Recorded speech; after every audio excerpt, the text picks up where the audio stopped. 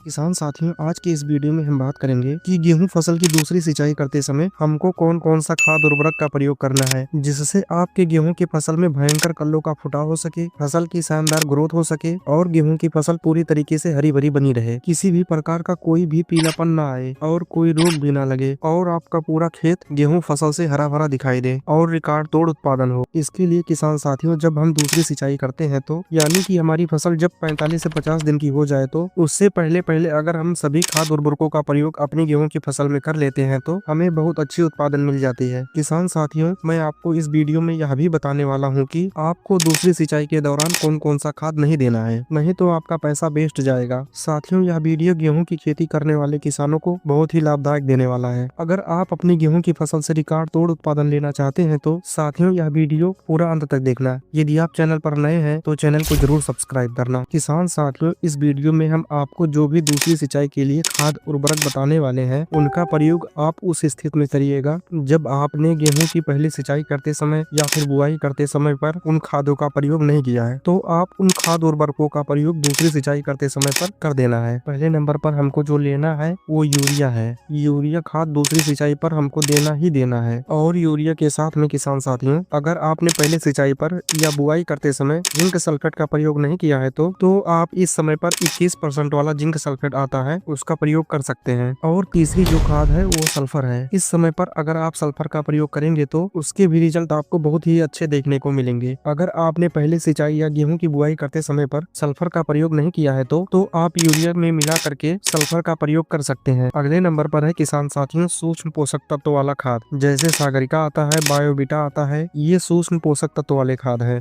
उनका भी प्रयोग आप यूरिया खाद में मिला करके कर सकते हैं। इस समय पर हमारी गेहूं की फसल में जो सूक्ष्म पोषक तत्व की आवश्यकता होती है तो इसमें उनकी पूर्ति हो जाती है। इसके अलावा किसान साथियों, अगर आप अपने गेहूं की फसल में जड़ों की ग्रोथ अच्छे तरीके से करना चाहते हैं तो आप ह्यूमिक एसिड का प्रयोग यूरिया के साथ मिला करके कर सकते हैं। तो किसान साथियों, इन सभी खाद उर्वरकों का प्रयोग दूसरी सिंचाई में यूरिया खाद में मिला करके कर सकते हैं। किसान साथियों, यह बात जरूर ध्यान रखना, जो खाद उर्वरक हमने बताया है आपको गेहूं की दूसरी सिंचाई के तुरंत पहले डाल देना है, इसके बाद आपको सिंचाई करनी है। साथियों, हमने जो खाद उर्वरक आपको गेहूं की फसल के लिए बताया है, इनका रिजल्ट गेहूं की फसल के लिए बहुत ही दमदार निकल के आता है। अगर आप इन उर्वरकों का प्रयोग करेंगे तो गेहूं के प्रति पौधा 25 से लेकर के 30 कल्ले निकलेंगे। आपकी गेहूं की फसल अच्छी ग्रोथ होगी और कल्लों का फुटाव बहुत अच्छे तरीके से होगा और गेहूं की फसल पूरी तरीके से हरी भरी दिखाई देगी और गेहूं की फसल में कोई पीलापन भी नहीं दिखाई देगा और अंत में आपको बहुत ही अच्छा उत्पादन देखने को मिलेगा। साथियों, आपको दूसरी सिंचाई में क्या नहीं डालना है वो है डीएपी। डीएपी में फास्फोरस पाया जाता है और फास्फोरस ऐसा पोषक तत्व है जिसको आप जहाँ पर डालेंगे वहीं पर वो पड़ा रहेगा। वह चलकर आपकी गेहूं की फसल के जड़ों तक नहीं आएगा। उसको ग्रहण करने के लिए गेहूं की फसल की जड़ों को उस तक आना पड़ता है। अगर आप इस समय पर डीएपी अपनी फसल में डालेंगे तो वह मिट्टी के ऊपर ही पड़ा रहेगा और आपकी गेहूं की फसल की जड़ें उस तक नहीं पहुंच पाएंगी। इससे आपका